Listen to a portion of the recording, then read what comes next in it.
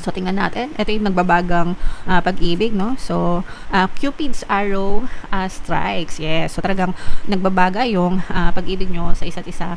Ibig sabihin, tinamaan, no? Kapag tumibok ang puso. Yan, tinamaan na talaga. Tinamaan ng pana ni Cupido, mga kapiksi, no? So, yakapin ng isa't isa, wag bitawan ng isa't isa. Kung talaga mahal nyo, guys, ipaglaban nyo.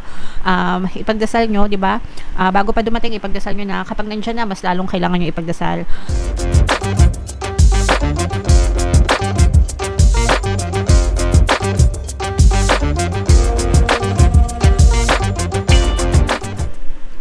Hello guys, hello Scorpio, welcome back to Pinay Pixie Tarot. Ang pamagat ng episode natin for tonight is OOTM, Oracle of the Month, para ngayong July, para sa Scorpio, Sun, Moon, Rising, Sign, and Venus. So meron tayong tatlong set ng decks dito guys. Ito yung para sa spiritual message nyo, ito yung para sa life messages, and ito naman yung para sa love life, mga kapiksi. So unahin natin yung spiritual message guys. Kung ano na lang yung makaresonate sa inyo, take that message mga kapiksi, kasi hindi lahat ng mensahe ay mag-resonate sa inyo guys. So yung first message natin guys, justice. Okay, so napakaganda. Basahin natin guys. Whenever you face a challenge, ask the universe to give you the best outcome for all concerned. This ensures that no one will profit at another's expense. Okay, so guys, no, kapag may nangyayari sa atin, or yung mga challenges, ganyan, di ba, mga problema, or kung merong mga tao na nakit sa atin, sometimes may mga ganun kapiksi, di ba, parang feeling natin napaka-injustice, napaka-unfair, ginagawa natin ang lahat, pero may mga tao na gumagawa ng hindi maganda or nagsasalita ng hindi maganda sa atin. And minsan sa galit natin, no, or dahil nasaktan tayo, ganyan, nakakapag-isip tayo ng hindi maganda dun sa person na yon. Sana madapa ka, sana yung mga ganun, sana ganito, sana ganyan, sana balikan ka ng karma, yung mga ganyan. Okay? So, and normal yon. Para sa akin, it's normal kasi tao tayo. Meron tayong emosyon, and kapag hindi tayo nakapag-isip ng maayos, normal lang or natural lang na may mga ganong klaseng reaction tayo, mga kapiksi. Pero wag tayong magpadalos-dalos, mga kapiksi, and instead na mag-wish tayo ng masama dun sa ibang person na involved, no, ipagdasal natin na sana wag na ulit mangyari yung ganong klaseng bagay, and si universe hindi naman yan natutulog, mga kapiksi, and kung ano yung ginawa mo, yun yung babalik sa'yo. So, kung gumawa ka ng hindi maganda sa kapwa mo, babalikan ka din yan. It's the same with the people, no?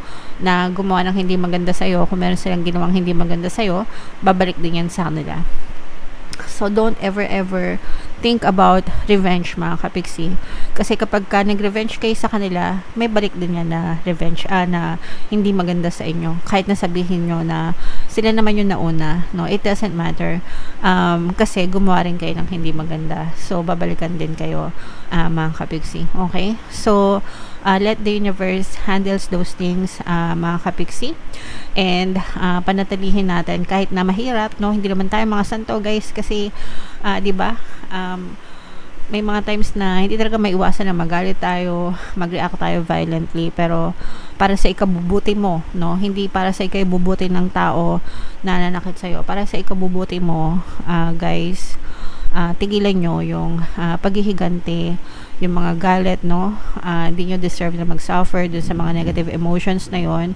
So, matuto kayong magpatawad, matuto kayong mag-release, matuto kayong mag-let go, and ipagdasal natin na maging ma-okay ang lahat, hindi lang para sa iyo, kundi pati dun sa ibang tao na nakapanakit sa inyo, mga kapiksi.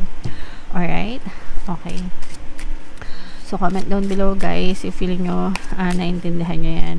And another message guys, ito naman yung life messages natin. Shuffle ko to guys. Habang sinashuffle ko to, panoorin nyo muna yung video natin regarding sa ating paano mag-manifest ng abundance video course. Kapiksi, sawa ka na ba sa mga struggles at hirap sa buhay mo? Masipag ka ba at masikap sa buhay ngunit hindi ka pa rin umaasenso? Ilang beses ka na bang nag-attempt mag-negosyo at mag-invest pero palagi ka pa rin nalulugi? Sa pagkakataon na ito ay maaaring may subconscious beliefs ka na nagiging balakid sa iyong pag-unlad at pagyaman. Introducing, paano mag-manifest ng abundance video course. Dito ay matututunan mong ma-overcome ang mga balakid mo para tuluyan ka ng umunlad, umasenso, sumagana, maging matagumpay, successful at maswerte sa iyong kabuhayan, pera, trabaho, negosyo, salapi at kaperahan ng bonggang-bongga. Dali, mag-send na ng email sa pinoypixie@gmail.com at simulan na ang iyong pagyaman ngayon. Alright, so sa lahat ng gusto mag-avail ng course guys, naka-flash sa screen nyo. Una, meron tayong paano mag-manifest ng abundance video course.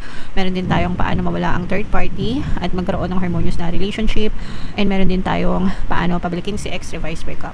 So sa mga interesado guys, mag-send lang kayo ng email sa pinoypixie@gmail.com.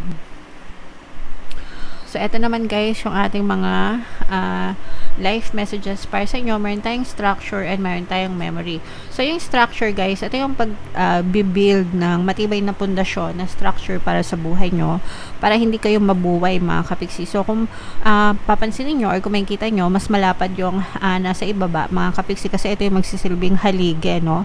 And mas madami siya, so ibig sabihin mas madaming effort yung kailangan nyo para makapag-build kayo ng matibay na pundasyon. And sometimes mas matagal ito.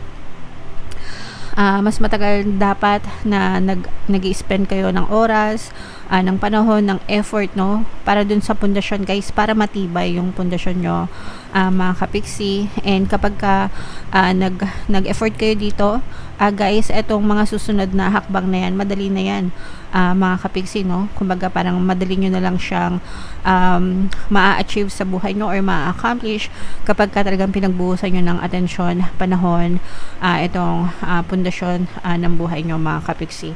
So in short guys, wag kayong magmadali, no? Wag kayong magmadali sa buhay nyo. Wag kayong magmadali sa pagtatayo ng matibay na pundasyon sa buhay nyo mga kapiksi. Wag kayong mainggit sa ibang tao. Kanya-kanyang timeline yan guys, no? Kasi minsan merong naiinggit. May mga nababasa din ako minsan sa social media, ganyan.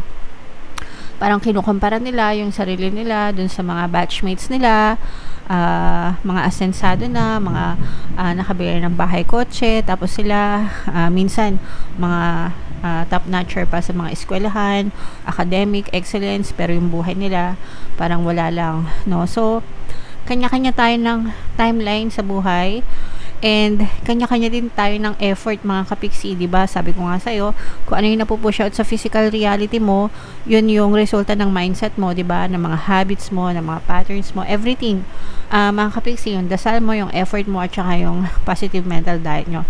So, yun yung pagbuhusan nyo ng pansin mga kapiksi, no? And magiging madali din yan mga kapiksi. So don't compare yourself to other people guys, okay?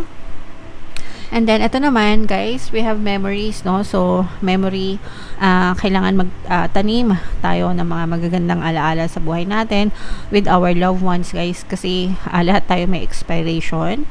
Yung ating katawan lupa, yung ating kaluluwa walang expiration yan, pero yung ating katawan lupa may expiration yan mga kapiksi. So kapag nawala tayo or nawala yung person o yung mga mahal natin sa buhay, diba, walang ibang may iwan sa atin kundi yung mga alaala mga kapiksi. So magtanim kayo ng mga magagandang alaala and i-capture nyo yan guys, no? Kasi especially nowadays digital na, diba, lahat napipicture, lahat na-video.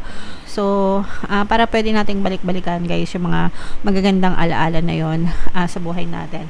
Kung sino man yung mauna sa atin, diba, mauna man sila or mauna man tayo, at least may iwan na magagandang alaala para dun sa may iwan sa atin guys, okay?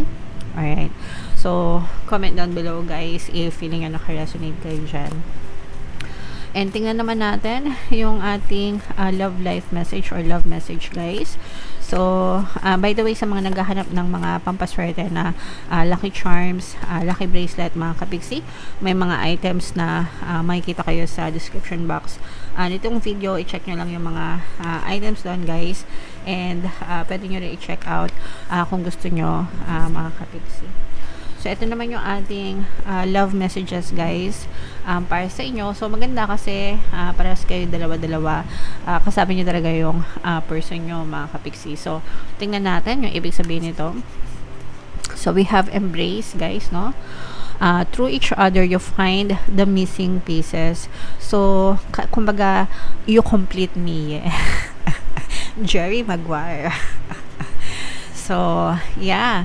Ibig sabihin, no, parang kayo yung missing piece ng bawat isa, karugtong ng buhay, mga kapigsi. So, ikaw yung missing piece niya, siya yung missing piece mo, ganyan. So, magkadugtong talaga kayo ng person mo. So, yakapin nyo ang isa't isa, guys, no, habang magkasama pa kayo, samantalahin nyo, di ba, habang okay pa kayo, or kahit hindi kayo okay, mga kapigsi, kailangan walang bitawan kung talagang mahal nyo yung isa't isa, guys, okay? And ito naman, guys, ito yung twin flame, romance pala, sorry. So, tingnan natin. Ito yung nagbabagang pag-ibig, no? So, Cupid's arrow strikes. Yes. So, talagang nagbabaga yung pag-ibig nyo sa isa't isa. Ibig sabihin, tinamaan, no? Kapag tumibok ang puso. Yan. Tinamaan na talaga. Tinamaan ng pana ni Cupido, mga kapiksi, no? So, yakapin ng isa't isa, wag bitawan ng isa't isa. Kung talaga mahal nyo, guys, ipaglaban nyo, ipagdasal nyo, di ba? Bago pa dumating, ipagdasal nyo na kapag nandyan na, mas lalong kailangan nyo ipagdasal yung mga for the person nyo para talagang manatili yung pagkakaroon ng harmonious na relationship. Create good memories, mga kapiksi, no? Magtanim ng maraming mga gagandang alaala para sa relationship nyo, mga kapiksi, and spend time with each other, express yourself, express your love, mga kapiksi. Alright? Okay.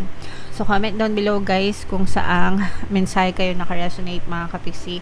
Dito ba sa spiritual, dito ba sa life messages, or dito ba sa love life, guys? Comment down below. And for more tarot readings, ito yung playlist nyo. Ito naman yung ating success stories ng paano mag-manifest ng abundance video course. Thank you for liking, sharing, and subscribing, mga kapiksi. See you next time. I love you all. Have a nice day. Bye-bye.